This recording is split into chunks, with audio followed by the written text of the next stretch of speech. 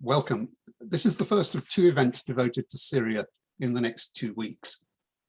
The second, at the beginning of December, will address some of the political challenges.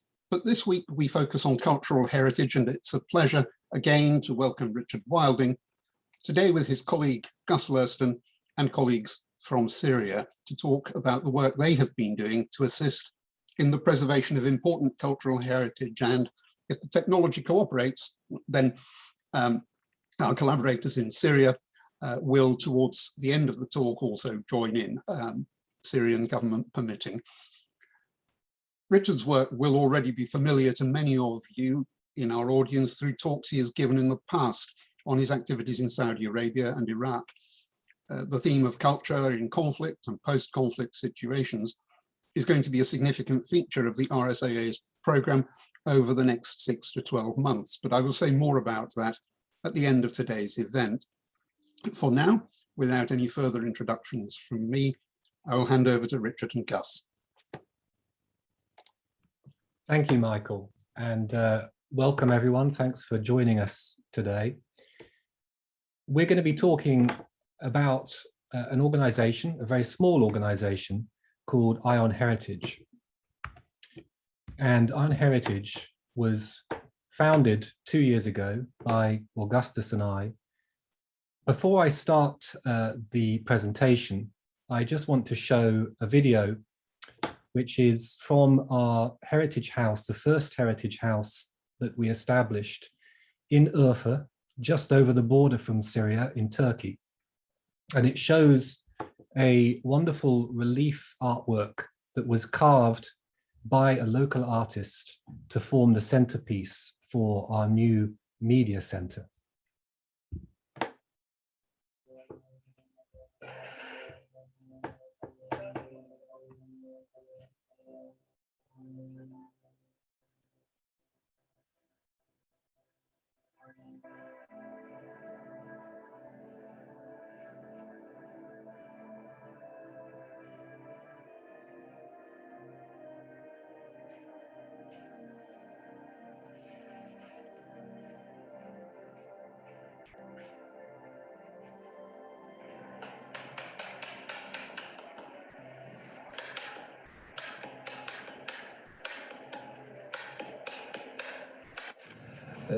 أنا يسعدني بهذا الحدث الكبير بتراث دير الزور، تجمع شباب من دير الزور حول بناء هذا التجمع الثقافي العظيم.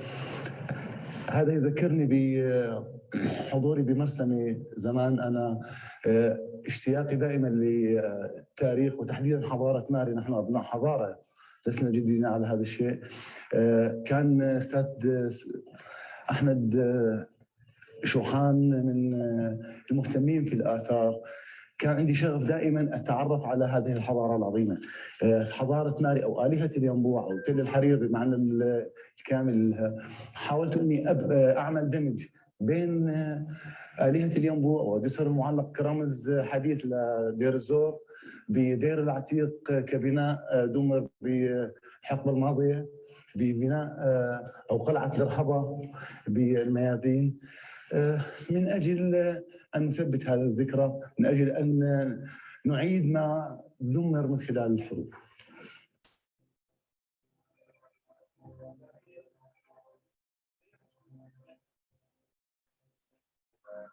أنا سهيل أحمد، مهتم بالدراسات القديمة واللغات القديمة.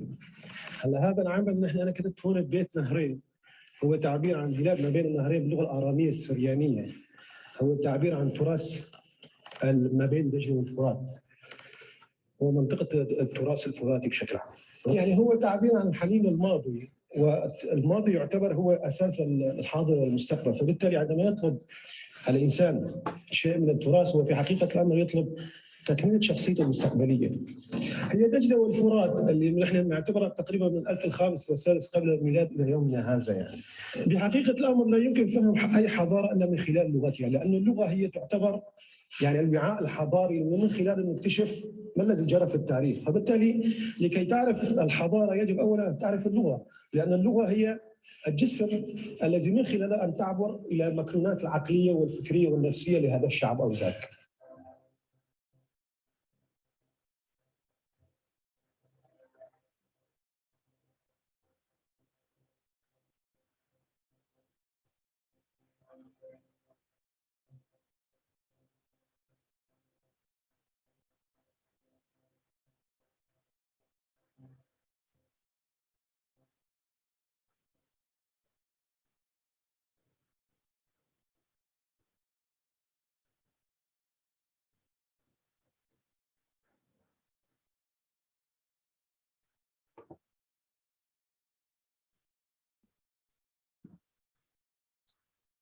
So just to introduce you to Ion Heritage and the context in which we'll be showing you the videos, the various videos today produced by the teams in Syria.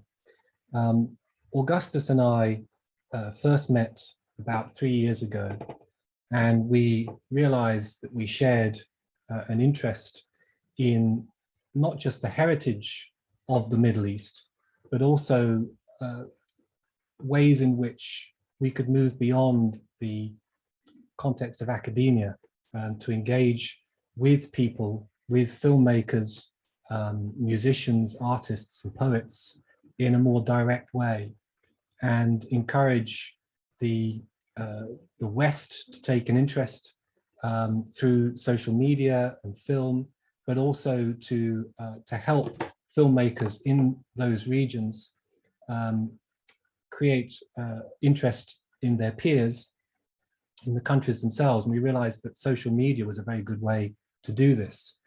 So we've undertaken projects in Syria, in Iraq, and in Afghanistan, in which teams of filmmakers document very vulnerable oral and musical traditions, which have been particularly at risk from forced migration and deliberate campaigns of suppression. And we've drawn very heavily on local knowledge and expertise and enthusiasm. We've made great use of social media, particularly Facebook as a broadcast medium. And within Syria and Iraq, our videos created by the various teams that we work with have reached over 7 million views. And we're also using the Ion Heritage website and planned exhibitions to bring this work to an international audience.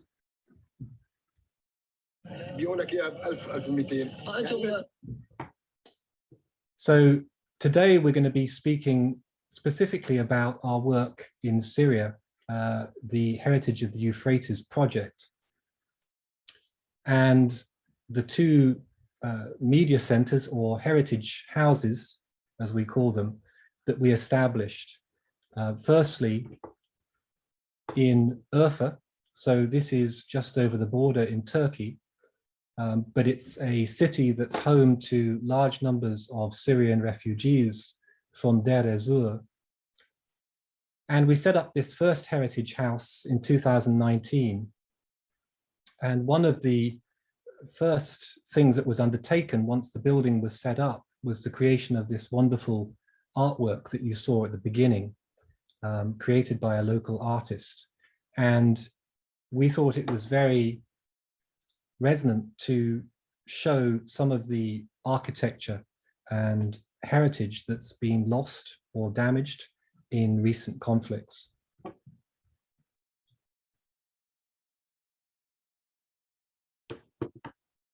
So the team working in Urfa have been traveling out into local towns and villages around Deir ez-Zor, filming the heritage, music, poetry, but also other aspects of daily life, such as agriculture, and doing interviews with people around the towns in which they talk about their memories and their feelings about their history and heritage.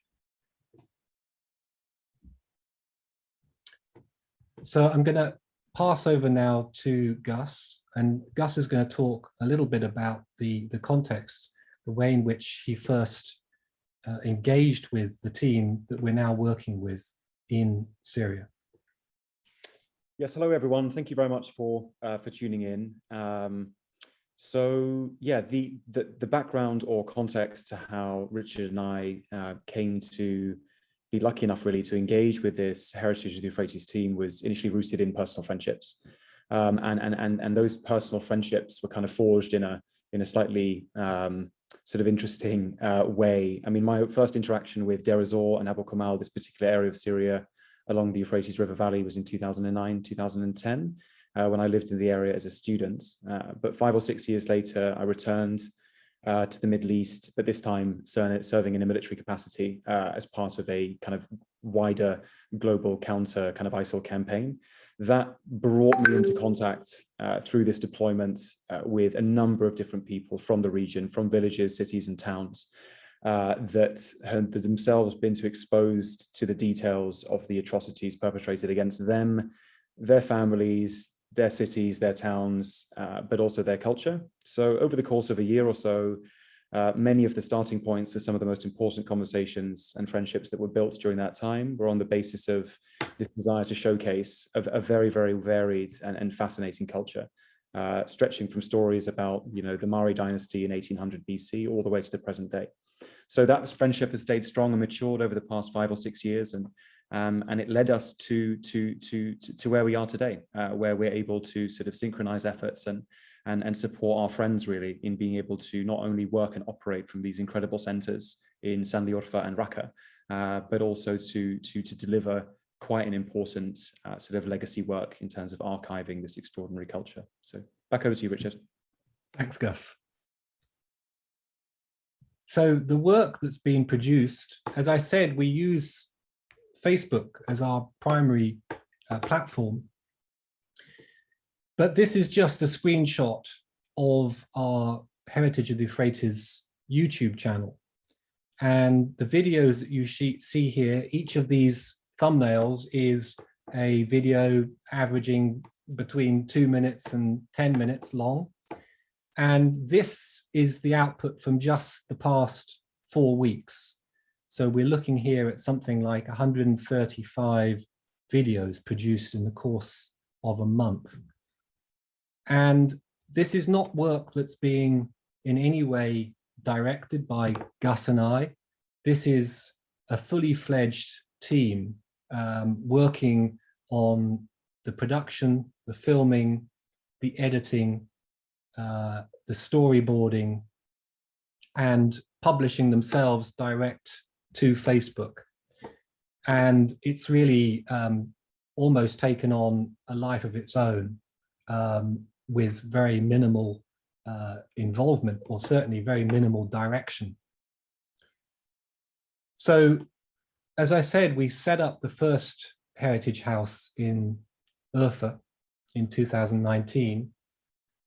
And we followed this at the beginning of this year with a second base, now in Syria itself, in Raqqa.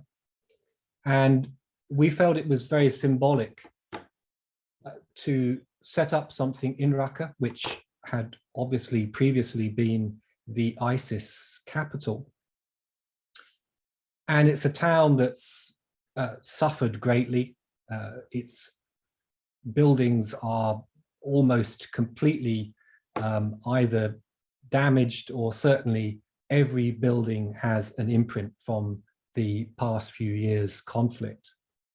And this video that I'm going to show here actually shows the environment immediately outside the Heritage House in Raqqa, the approach, and walking up a flight of steps and coming into this room, which is transformed, even though it's small, it's transformed into a space which is now celebrating heritage and culture. دور النعيم بتاريخ 27/2/2021. رايحين باتجاه مدخل البناية.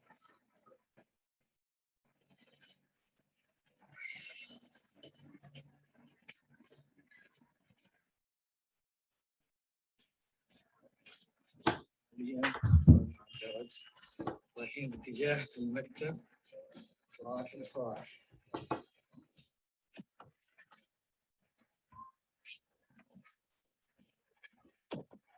هذا المكتب.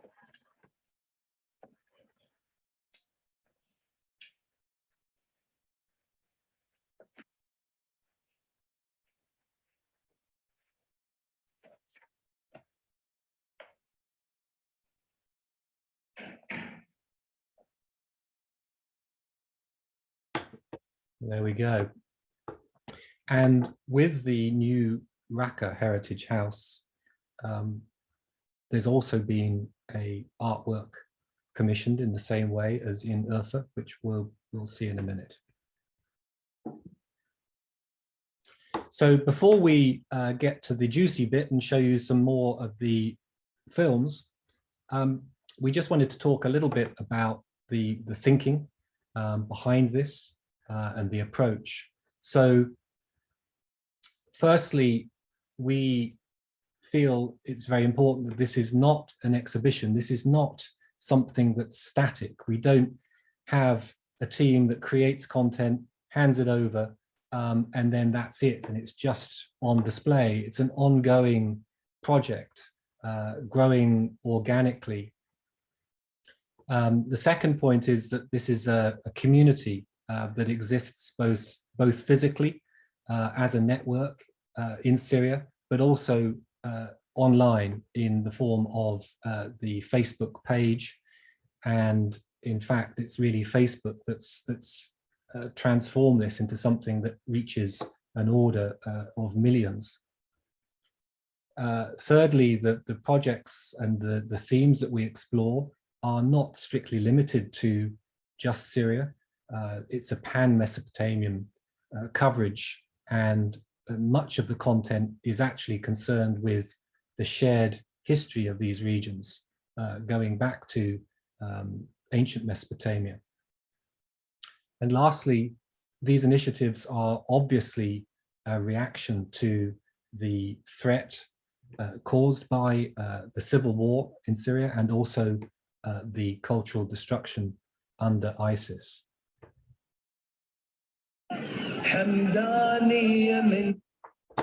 So I'm going to hand over to Gus now, and Gus is going to talk through the series of videos we're going to show you today. I'm very pleased to say at the end of this presentation, we're going to hand over to the team in Urfa, and we're going to have a live streamed performance of music and poetry. And then after that, we'll come back to you, the audience, for any questions. So Gus, over to you. Perfect. Thank you, Richard. Okay, so for the next portion of this, we're going to cycle through a wide variety of content.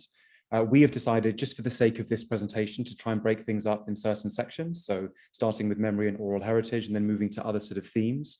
Just want to notice that if you get the chance after this particular recording to go and visit some of these pages and archives, you'll notice that these sorts of themes and distinctions aren't necessarily held by the local artists themselves. So this is just for the sake of being able to break down, what is effectively potentially up to 1,000 hours worth of video content into 25 minutes. So we will start. What you're about to see, the first one, is a clip from inside the Heritage House in Sanli Urfa.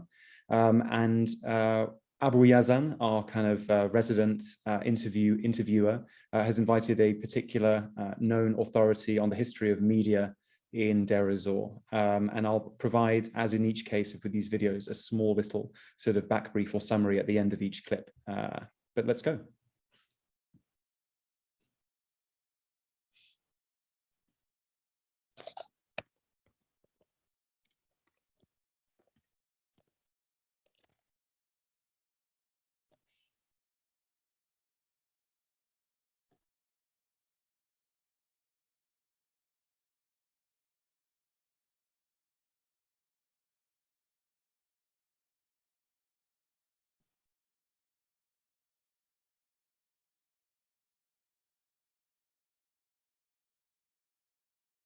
I'm sorry, there was no sound with that. I hadn't realized I'd been muted by the host. I'm awfully sorry. I will replay that one. Apologies. أهل الحمام يكون انسحب للطيرة. يعني الأم تأثر أكثر من يعني أنا من شيء 4-5 سنوات اجتمعت في حدا ببيت البيطار. لك شو يعني ديري مش عارفين شغول وقعد يحكي لي على امه واخواله وشلون وما بيقدر يعني قال لي والله بس بس قال لي هون انا بروح لهنيك يعني 10 ايام اكثر من هيك ما بقدر استوعب. حاره الديار حاره لك بيقول لي اكل ما بخلص. عزايم. So in this one, you see a sort of a free-flowing conversation where one of the interesting topics that comes forward with this particular sort of authority is that there are many well-known Damascene families in the El Midan and Al Shaghur areas in Damascus who actually married from Deir ez-Zor and now speak the dialect of Deir ez-Zor despite living in Damascus and visit the area every year. It talks about a particular proverb among pigeon breeders that says the pull is for the woman bird, which basically in this case mean the children of these families belong to their mother more than their father. Which makes sense within the context of what this individual is talking about, saying, a couple of years ago, he met a person from the Al-Bitar family, which is a Damascene family, but he speaks the Deir ez-Zorian dialect from this place along the Euphrates. So yeah, free-flowing conversation with packed full of these sorts of like anecdotes and details that are just fascinating. Next one, Richard. Yes, this video here, this is, as you can probably guess, along the banks of the River Euphrates itself. And the topic of conversation, again, free-flowing. I think in total it lasted about an hour or so, but a group of 6 or 7 people affiliated with our teams, effectively discussing everything from sort of Arab authenticity to certain Bedouin customs. So please enjoy. في روايتين كانوا شيابنا احنا نقول او اجدادنا يحكوا لنا اياها من باب العلم بالشيء او من باب انه نعرف شنو البدو اصالتهم. فكان قديم في شيخ كان محنك وذكي من البدو طبعا. بدو عرب قبل، حتى الأغلبية كانوا أمية ما يقرون ولا يكتبون. Yeah, so you can get an interesting snippet there, but one of the extracts is the Bedouin Arabs used coffee and a cup of coffee to solve all problems, even when it came to problems connected to installing clan elders, and that the Bedouins are obviously known for their very sharp intelligence, which is true indeed. Next one, Richard. This video, this is from our main associate who works within the Heritage Euphrates team from Raqqa itself, and he's conducting an interview along the banks of the River Euphrates in very close proximity to Raqqa city itself. السنوات الماضية كانت الرقة تسمى عاصمة القصة العربية، صحيح هذا الكلام؟ طبعا. طيب إذا كانت الرقة كانت تسمى عاصمة القصة العربية، أين نحن في هذا الواقع من هذا الاسم؟ هل نحن قريبون من هذا الاسم أم هل نحن بعيدون؟ حاليا لا، بعيدون كل البعد، لكن أنا راح أتكلم عن هذيك المرحلة التي سميت فيها الرقة عاصمة القصة بالأحرى السورية وليست العربية. نعم. هذه المرحلة كانت استثنائية الحقيقة. So this was a fascinating conversation. I think it was up to 15 minutes in length as produced. I mean, the interviewer is engaging on the issue of Raqqa's historical centrality to intellectual movements in Syria as a whole. And the question that he posed is, in terms of Raqqa being identified as an intellectual capital within Syria, is that the case now? The response was no, it has been. And that's a tremendous shame.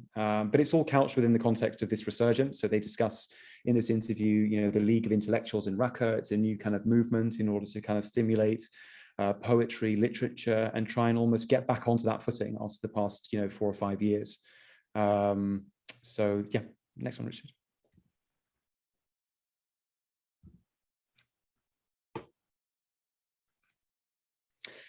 Yes, so this is a musical performance staged again in the heritage of the Euphrates House. And I think just a point here at the beginning is that it's very, very rare that you see musical performances in the Sanliurfa Heritage House in isolation. It usually tends to be this kind of fluid mix between musical performance, poetry, storytelling, historiography, and then this constant move and sort of fluid mix between all of these different forms over the course of a 30-minute jalsat. But yeah, please.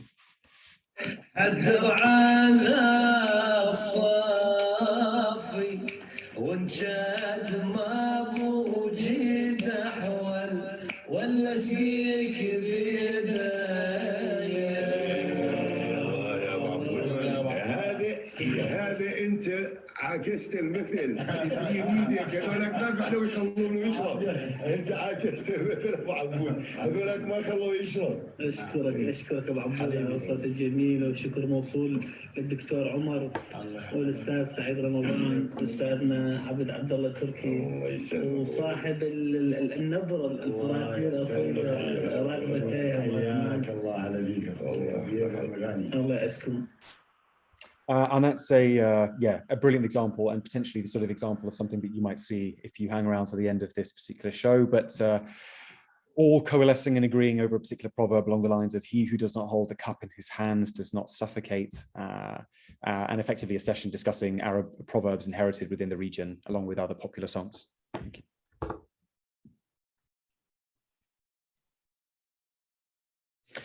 This is an example of sort of activity outside of the Heritage House itself. So our friends enjoying a nice evening of fish by the fire with some lovely music. Thank you.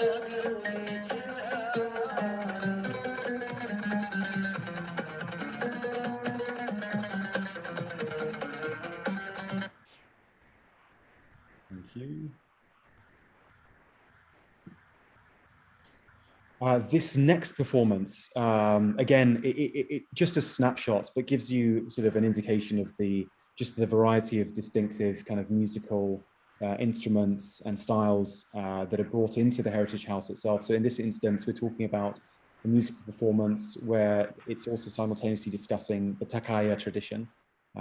So yeah.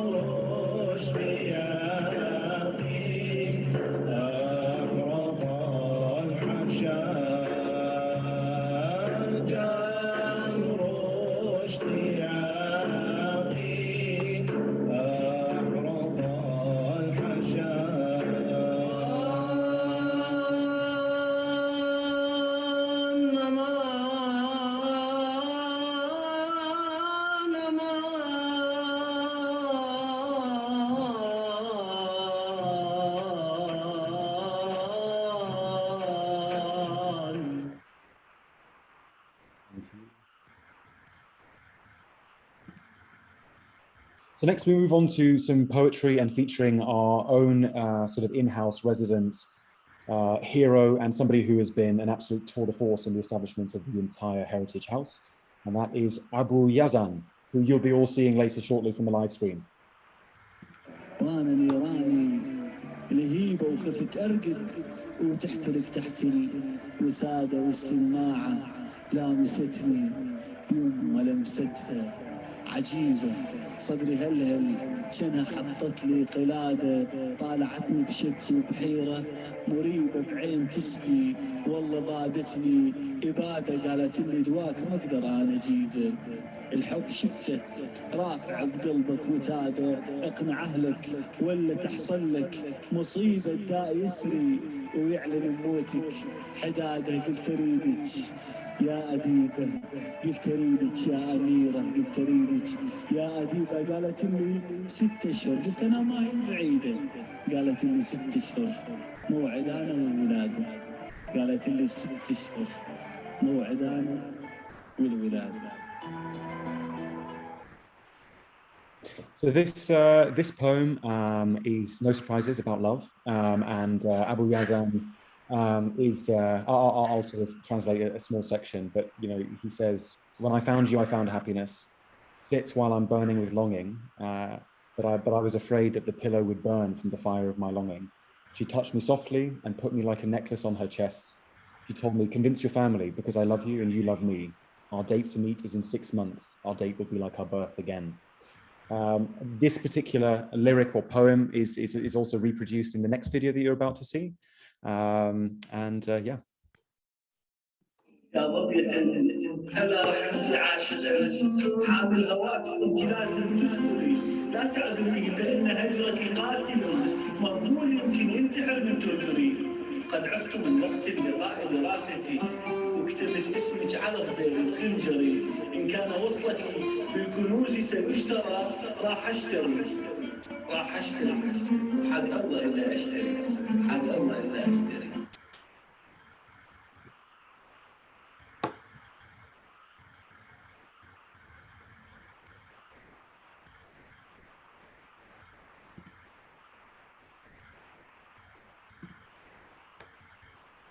Yep, and this video is from our new opening, the official sort of opening of the Raqqa Heritage House, and will take us on a journey of how the mural in the Raqqa Heritage House was constructed in order to mirror its sister Heritage House in San Liofa. وتسليط الضوء على الأماكن التراثية التي تعنى بتاريخ مناطق وادي الفرات ويسعى بذلك العاملون على إحياء الموارد الفراتية وعلى ترسيخ الذكريات الجميلة وكل ما يذكرنا بالماضي. كانت أصواتي لو ردت تعرفني أكثر تعرف أكثر عن صفاتي لو ردت تعرفني أكثر تعرف أكثر عن صفاتي جيب كل الناس تقعد بيت التراث الفراتي. السلام عليكم، اسمي يوسف العزيز، فنان تشكيلي في محافظة الرقة. طبعا قمنا في نحت منحوتة للفريق تراث الفرات في محافظة الرقة. اللوحة الفنية هذه تعني باب بغداد، هو باب بغداد لهارون الرشيد، قام بتنفيذه بعام هارون الرشيد. والمنحوتة هذه آلهة الينبوع. أطلع من أنثر أمنياتي واجمع السوح القديمة دلت أهلي وذكرياتي عالرصيف المد بصرنا وافرش أوراقي ودواتي بالعتابة والزغيري جيت ألحن أغنياتي بالعتابة والزغيري جيت ألحن أغنياتي أني أحيا بالأصالة الحداثة مو حياتي. Yeah, so wonderful video. The mural itself, sort of a detail to pick up. The narrator did a lovely job of effectively talking through the meaning of the purpose and the importance of having a physical location from which to bring together sort of artists and musicians to sort of spread the message and work in coordination with their brothers and sisters in San Liofa. But a key detail with the mural that you may have noticed is that in our office, in our sort of heritage house in San Liofa, You see the Bridge of Deir ez-Zor, sort of a powerful, well-known symbol, but you also see Rahbat Castle from Mayadeen. But obviously the central piece is the goddess of the vase, which is a sort of a symbol from 18th century BC, sort of Mari dynasty in the region. But in this case, in Raqqa, you actually have the sort of Baghdad gate, which is kind of adjoined and linked to the goddess of the vase. So you have an 18th century BC sort of pre-Islamic symbol of the region sort of being melded together with sort of Harun al-Rashid, a sort of an Abbasid caliphate construction, of which remainder still exists today, which is an 8th century AD. So yeah, that's it. Yeah, agriculture and fishing. I don't think any introduction is required, but this is something that the team and I talk about quite a lot, the importance of being able to tell the stories of the practice of fishing, the fishermen, the boat culture, and how this is not necessarily anachronistic. It's still a very real part of commerce, trade, and the sort of rebuilding of cities and villages as time goes on. So, yeah.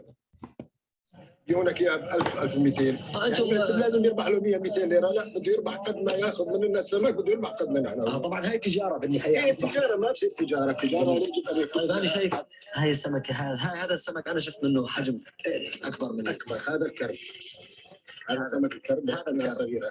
ايوه هذا كمان يكبر مع ضخم هذا السمك. هذا السمك يكبر كمان الى احجام كبيره جدا. Yeah, so that video pulls no punches whatsoever. It unabashedly is unafraid to tell the story about price ratios of fish and how this is an important issue today. So, you know, we sell fish for 600 or 700 Syrian pounds today to merchants, but they sell it to the people for 2,200. I think that's probably a sort of a broker squeeze that existed within the region for probably thousands of years. And the fisherman Abu Hamid talks about a local type of fish called al-karib and what its different sizes are. So, yeah. Yep, this is, yeah. Sorry. No, please just go straight ahead, Richard. يبدأ حواشي القطن من 1/9 حسب يعني حسب الانتاج البيو، يعني من 1/9 لاخر 1/12 مثلا. اذا القطن انتاجه كويس يتاخر، ما صار يعني الموسم كويس يتاخر الحواشي. بالنسبه لحواشي القطن، شاويش الورشه، طبعا هذا شاويش العمال هو المسؤول عن العملات، يتعاقد مع قبل العمال، يتعاقد مع ناس مثلا، مع عاملات، مع عدد من العمال مثلا عنده مثلا 20 30 عامل.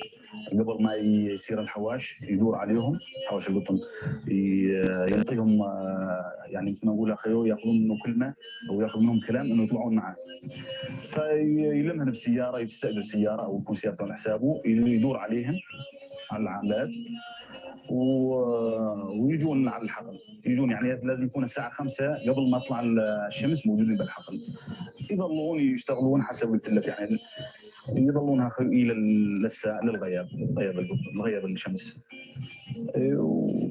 وحسب قلت لك بالنسبه للوقت ووقت الحواش، عندك 9 والعاشر، وحسب قلت لك اللي اذا موسم مضروب ما يطولون شهر زمان، واذا موسم كويس يعني يجوز للعاشر 1/12 1/11، يعني حسب قلت لك الانتاج.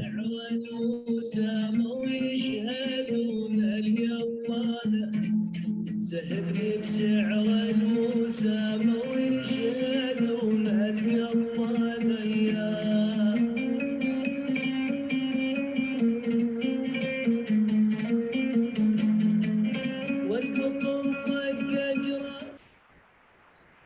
So that video was discussing cotton, having a wonderful interview with a local cotton farmer about the process of picking and how they actually recruit men and women, the various challenges they're in, and bringing them to the fields from dawn to dusk. Thank you.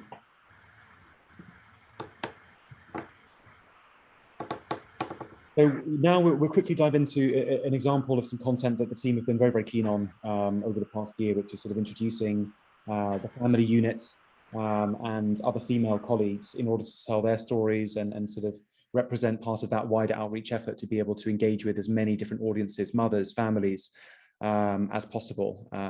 So which we think is absolutely lovely. Thank you. الذهاب يعني الذهاب هو اسمه اللي العريس يروح يشتريه للعروس، هذا هو اسمه الذهاب. هذا اسمه الذهاب، هذا اللي يشتريه العريس للعروس. اللي يشتري العريس شنو هو اللي بده يشتري؟ ما الذهب بس من عمامها. من عمامها، شنو هو المطلوب منه؟ يعني المطلوب منه مثلا بدلتين يجيب لها زبون مخرج. المعروف عليه بدلتين. ايه زبون مخرج يعني حسب إمكانية الإنسان. هو شغلات عشان هذا نشر يعني. وهي طبعا هنا بدها تكون امها زاد مجهزه لها. وامها زاد تكون مجهزه لها زاد من عندها لا تقدر عليه. Yeah, so this episode talks about the customs in the region specific to how a bride may be prepared for her husband and what she can carry with her to her husband's house. And this fascinating word zahab, I mean, the interviewer, a local herself, is even slightly struggling to kind of comprehend like how this fits into the process. But ultimately, it's about trying to prepare sort of a lady for the relevant clothes, shoes, covers, beddings, and other materials that she might need as part of that process. So I think I spent about 45 minutes trying to dissect and understand this with a couple of my colleagues. Yeah, I think what's important is these sorts of anecdotes. There's also like an etymology thing here, which is like linguistics, understanding the transmission of certain key terms specific to culture that it's important to get the female side of the story too. And this is something that our team has helped to unlock and something that we're very excited about. Thank you.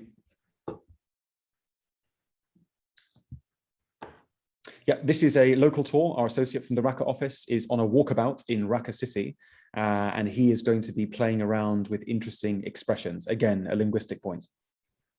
منين جتنا الكلمة هاي نحن هنا على الرقة؟ هي موروثة من أولي، يعني من فتحت عيوننا على الضوء ونعرف إنه إذا واحد يزعل من الثاني يقول له ليه زعلان مني؟ يقول والله سمعت شيء، يقول هذا الشيء اللي إذا زعلتك أو سمعت مني شيء أو شيء. طب حضرت شي مرة موقف أنت مثلا واحد قام يتهم حدا وقال له خيو هذا شيليني؟ ايه شفت نوبي واحد قال له وين يا واد شنيت ورحت جيت قال له هذا شيء اذا سمع هذا شي مره حدا قال لك على شغله او اتهمك تهمه او على طول هاي الشغله وتقول له هذا شيء اللي قال هذا الشيء اللي شيلك عندي تعال اقعد على الحق مالي عندك شيء اذا لك عندي تعال شكرا لك عمو تعال وسهلا.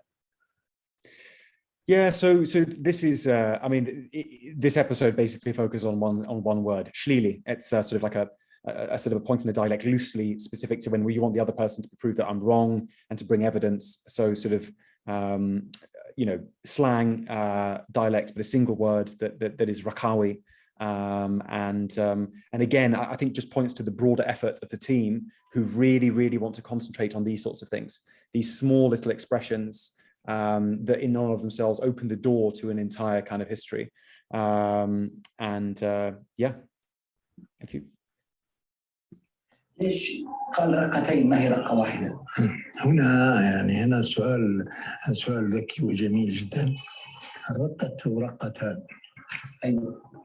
يعني بالمعنى المجازي كي نقول الرقة البيضاء والرقة السمراء، الرقة الحمراء والرقة السوداء إلى آخره. هذه الرقاق، يعني الرقاق كانت كثيرة في الرقة، لأنه معنى الرقة، كلمة معنى الرقة هي كل أرض على جانب على شاطئ النهر يفيض عليها الماء ثم ينحسر فتتشكل مجموعة من الرقاق.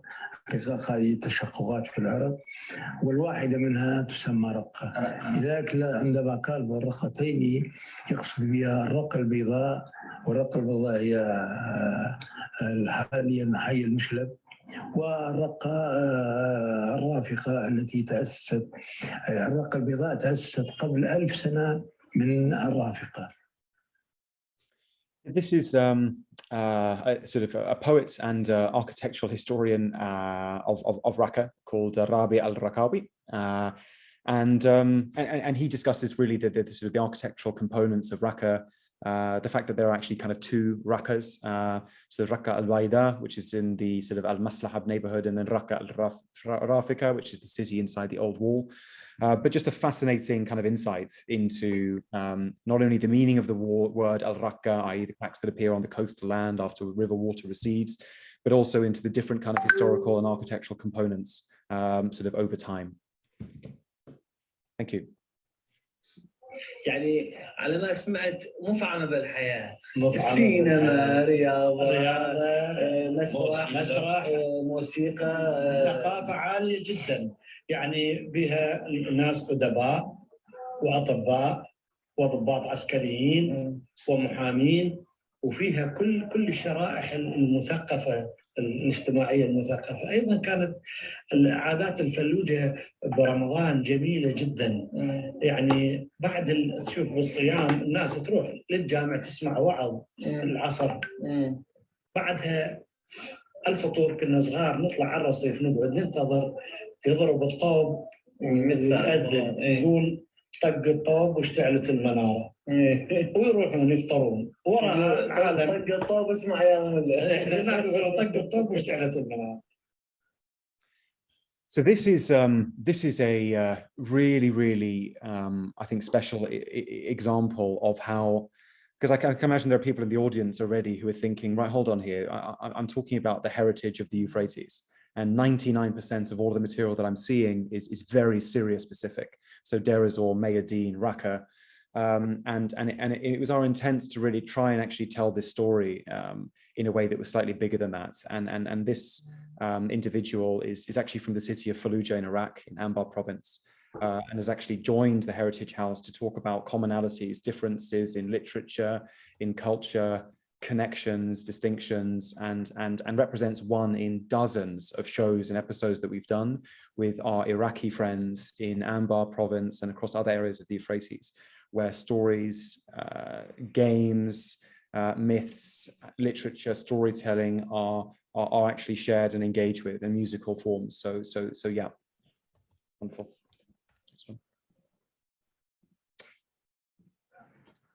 بالنسبة للمصلحة يعني أنه حبينا نحافظ عليها لليوم هذا. إذا حسنا نعلم كمان أبنائنا على المصلحة هاي، لأنه هذا تراثنا القديم. يعني أنه مثلا مثل بقول لك مثل بوظة الداشة في الشام، مثلا يعيب اولاده مثلا او يتعلم مصلحه ثانيه. لا، طبعا نحن انشانا بهالمصلحه هاي، وان شاء الله نحن كمان نعيفها ونربي هالتراث هذا للاجيال، مثلا مثل اولادنا اولاد اولادنا، واللي من بعدنا ما بنعرف حب يتابع بالمصلحه ما يحب هاي بترجع بشيء تعود له كمان. هل تذوقت التمر الهندي من الساقي الجوال؟ كيف كان الطعم؟ شاركنا بالتعليقات. Yeah, again, we haven't been able to do cuisine justice at all. I mean, we're talking about, you know, dozens, if not hundreds of clips on all of the different local delicatesses. But this is an individual who's selling tamar hindi, Indian fruit drink, but just talking through that his profession is very, very old, in many cases unique to the region, and he's desperate to preserve it, what it means, how it's attached to the local history and folklore, and actually educate his children on it, and that the heritage of the Euphrates program and this channel kind of gives him that platform to be able to sort of enshrine this particular story in time. So, and that's it. حمدانية مني خصوم ما ينفعها أي حلول، حمدانية مني خصوم ما ينفعها أي حلول، فارسها يصلي الغيم توصل للعلا هي، فارسها يصلي الغيم توصل للعلا هي، عدنا رجال عدنا خيول للمحتاج ننطي حلول، عدنا رجال عدنا خيول. Well, yeah, one of the most historically important pastimes of the region is alive and well. Finally. السنة مو الدنيا خراب، ترى ما بغير هالزلات العاليات هذا. هاي أضبط شيلوه، واحنا لما نكون غادي بشيل طبعا نقدم له علف، العلف ما بيبعد العلف يصير حليبه كثير، يصير حليبه دسم زياده، يصير كذا هذا، بس هي البيئه المناسبه له، لما الله عم مساعدنا عمار يصير به خير الله بهالسعر هذا، هي بيئته المناسبه له. طبعا احنا هالكلمتين نرد نقولهن انه اهل الرقه والله قبل احنا جينا على الرقبه 99 1999 ب 99 قبل نجي هنا على الفرات. والله كشعب من اروع ما يكون وما يدقق على امور، هذا قدامه زلات تقول هذا اللي وهذا ما ادري. اما هالسنه تفاجئنا انه اللي عنده يقول زين مثل هالزلات هذا يقول اريد هذا اللي وضمنك اياه ضمان. Yeah, and this is again just a very, very small snapshot, but this is talking about cattle, livestock, the kind of the historical up to contemporary issues of managers of livestock and cattle within the region, and our Raqqa associate spending time to listen to his story, how things have changed, challenges in the past and into the future. Thank you, Richard. Thanks, Gus. That was brilliant. I just want to finish with this slide before we head over to the very exciting prospect of some live music and poetry from Bertha.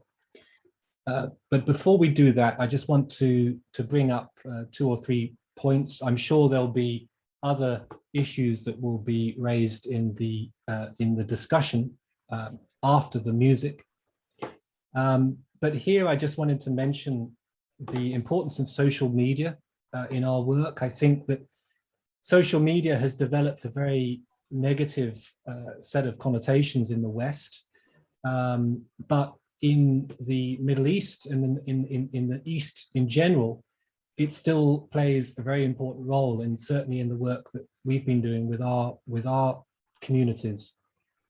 So that's one interesting issue. But there's also the issue of the way in which social media is now evolving. The talk of future metaverse and the challenge that will create for us to evolve with the technology.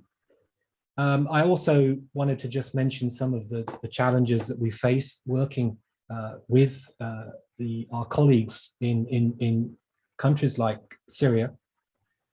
There's obviously the issue of equipment. When we first started, we were using very basic equipment. We've gradually improved on that, but there's still improvements that can be made, obviously.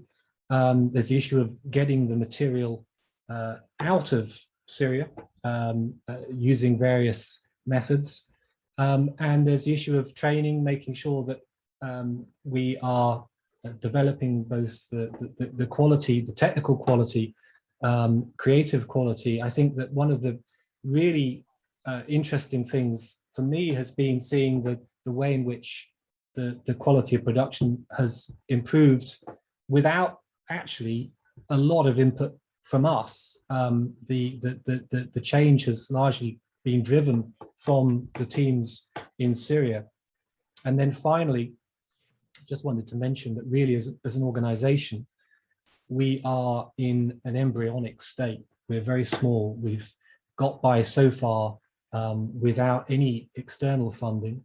And obviously, if we want to continue and we want to grow and we want to find ways of getting better equipment, making the processes streamlined, there's work which in itself is a huge undertaking when you're dealing with the amount of content that we are. For instance, subtitling, creating subtitles so that these can be viewed by wider audiences. But these are very time intensive and they can be quite expensive. So we're hoping to be able to find ways to raise funds to take this project on to the next level. So now is the time to hand over to our team in Urfa.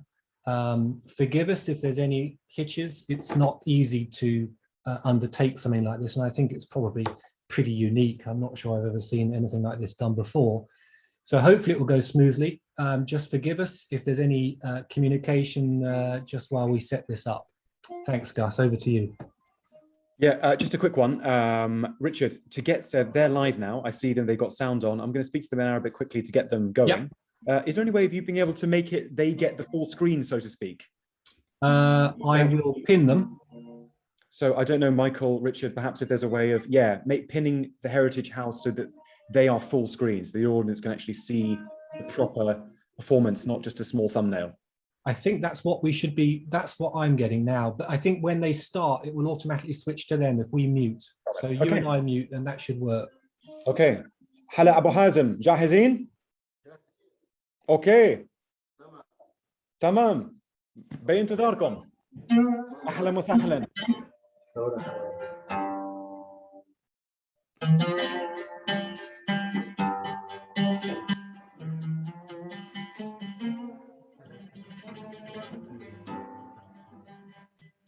ردت ارسم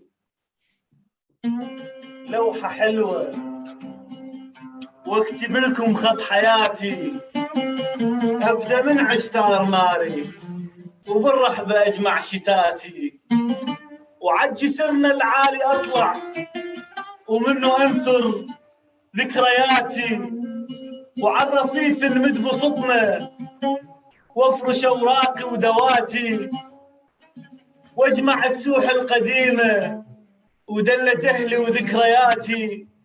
انا احيا بالاصالة الحداثة مو حياتي، كنت اقدم ابجدية ومن حجر كانت عصاتي، لو ردت تعرفني اكثر وتعرف اكثر عن صفاتي، جيب كل الناس وقعد بيت التراث الفراتي، جيب كل الناس وقعد بيت التراث الفراتي.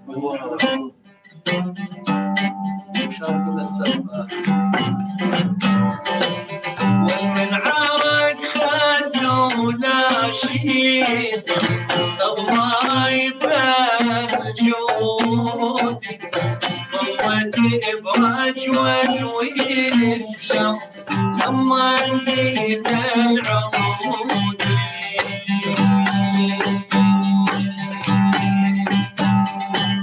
ولك يا صاحبي عثرات وسعودي، كل من تقول عمرت والحق جت فيا،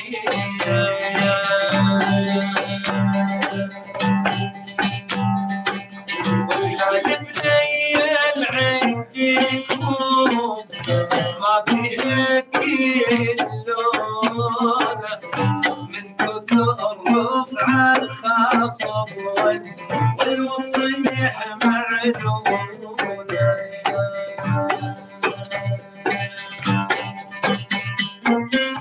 والله وحاجنا كثير لون الحياة ولونه، لو سمت مخدش واسمرت والبسماني وينه سوا، والقلب على قوسيه والعين يا بوليه يم العباية الحمراء والحلوة الفراتي،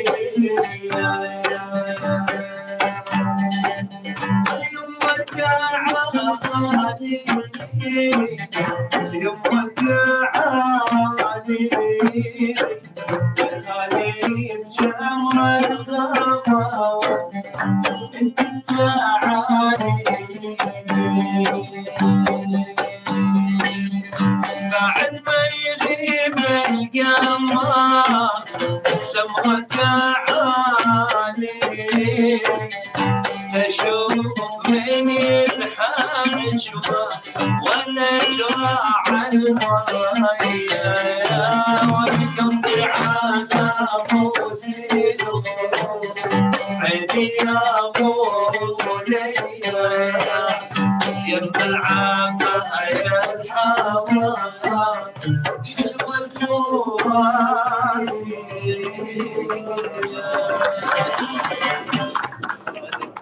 بداية نشكر الأخ عبد الرحمن المهتم بتراث الفرات وتاريخ وادي الفرات، حقيقة مجهودكم تشكرون عليه. شكرا لكم وبتشرفنا في مشاهدين من كل العالم يعني موجود هون، جميل جميل جدا والف الف شكر لكم.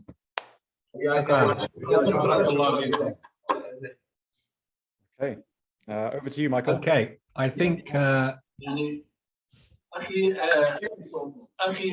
أخي عبد الرحمن، يعني المحافظة على العادات والتقاليد والتراث والفلكلور هو أمر يعني هام جدا، وهو أمر يعني متعب وبيت تراث الفرات حقيقة استطاع أن يتجاوز كل هذه الصعوبات وكل هذه الصعاب بأن يحافظ على التراث السوري من خلال هذا البيت.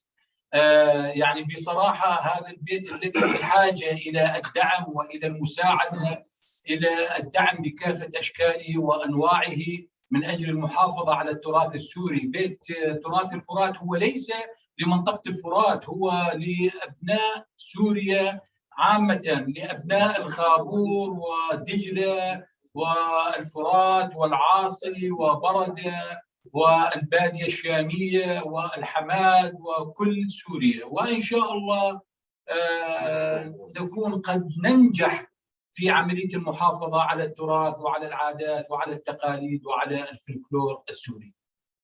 ألف شكر أخي. أنا راح أترجم مشان المشاهدين. Yeah, the final point there was that it's important to recognize that what started out as the heritage of Euphrates has now evolved into something closely approximating the heritage of Syria as a whole, from Hama to the Badiyeh to all of the areas extending much, much further than the Euphrates itself.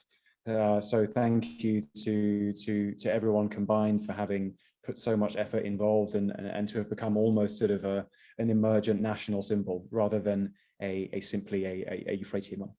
Okay, thank you. Fantastic. Barakallah fikum.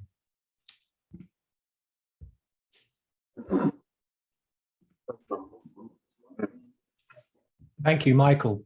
Over to you. Thank you very much. First of all, thank you very much indeed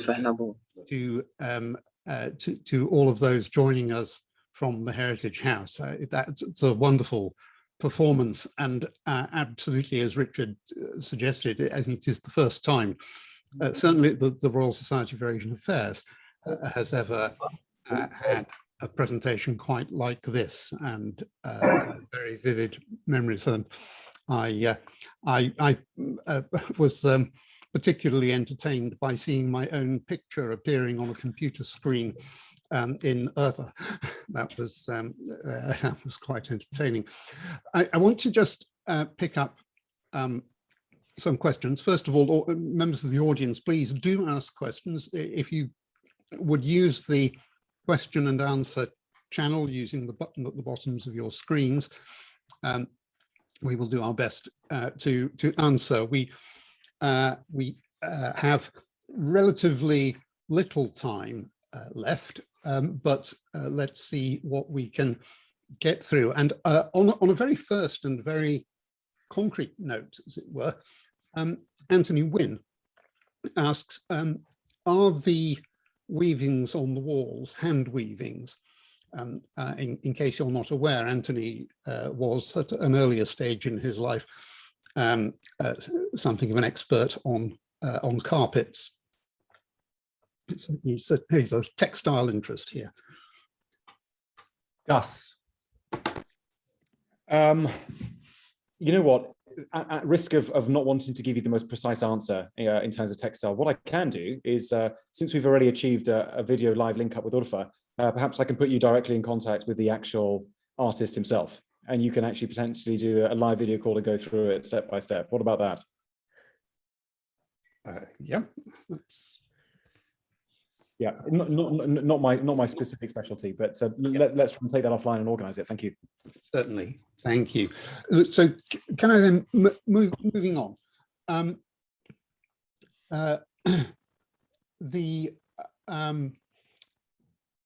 David Tomlinson, who recalls visiting Deir ez-Zor in 2010, at which point he comments there was still an Armenian community, genocide memorial, church and museum. Have you gathered any record of that Armenian cultural heritage? Yes, absolutely. There is actually quite a lot of material from the different Christian churches. We've got stories spanning from 1904, pretty much all the way from the ways in which sort of individuals fleeing sort of Imperial Red Russian service ended up contributing towards Orthodox Christian church construction in Deir ez-Zor, all the way to Armenian communities straddling the entire length of the Euphrates River Valley. I've actually got a number of different links that I'm quite happy to package and send to you. And again, to potentially put you in touch directly with those who'd be most qualified to go into that subject. But yes, absolutely. Thank you. And Michael Burton asks, what, if any, is your relationship with the regime? And what has happened, this is a sort of an entirely separate kind of question, but also from Michael, what has happened to the marvelous museum in Deir ez-Zor? Well, yeah, so in terms of relationships, so we don't have a direct relationship, nor do we need one. Our heritage house in Sanliurfa is just across the border in Syria, and our heritage house in Raqqa is well, I mean, technically not under regime or regime affiliated control. So there's no need to sort of engage with specific discussions there. Our associates are given no hassle to conduct the work that they do on both banks of the Euphrates. In terms of the sort of the museum in Deir ez-Zor, I remember visiting it many years ago. Obviously, during the sort of ISIS siege, which was lifted in 2017, it underwent a sort of a period of refurbishment. But our team don't access the Deir ez-Zor museum. So far, they haven't actually accessed it in order to present or brief. But that's something that we could look to do further forward. There is obviously the delicate matter of being able to politically engage across those rivers in terms of SDF, Kurdish military administration permissions, in addition to regime ones. But yeah. Thank you. And one of the things that is very noticeable in your presentation is that overwhelmingly, and this is not surprising in the cultural context, but overwhelmingly those involved, or at least those who appear, are men. Could you say something about the involvement of women in the program? Yeah, I think you saw a sort of a snapshot there. You know, I think what Richard tried to do in the slides was to, you know, provide an indication that, you know, there is a volume of material connected and output connected to the team that we've only been able to give you a sort of a 1% snapshot into. So we're more than so in short. We have female associates, we've got mothers, daughters, sisters, and people in Raqqa, Mayadeen, Deir ez-Zor, who are contributing hugely to what we're doing, and it is there. So that's just a case of being able to sort of guide you onto the volume of material on the YouTube and Facebook and other social platforms. I'd just like to add to that by saying that we have a series of videos. I'll post a link in the chat in a minute to the YouTube playlist. We have a whole series on various subjects such as costume and cuisine, and the host for this series is a woman. So we have women appearing both as interviewees and interviewers. But I'll post a link to this particular series, which is led by a female host. And as Gus says, really what we've shown today is, I mean, it's not even 0.1% of the material that we're seeing coming out. And actually, the struggle is for us to keep up with the speed of content that's being produced in order to present it to the outside world. What's happening there is happening much quicker than what's happening on our side. But also, I mean, because it's important you raise this. I mean, we ourselves, between Richard and I, have a very firm sort of non-negotiable policy, which is we do not try and influence editorial policy with our friends, unless it pertains to, could you please get onto a Zoom call at 2:45 and hope for the best. So we do not, and we will not try and get into discussions with the team leaders themselves to say a bit more of this and a bit less of that. That's not really what we're trying to do. We're trying to allow these things to sort of happen organically. So, yep. Great.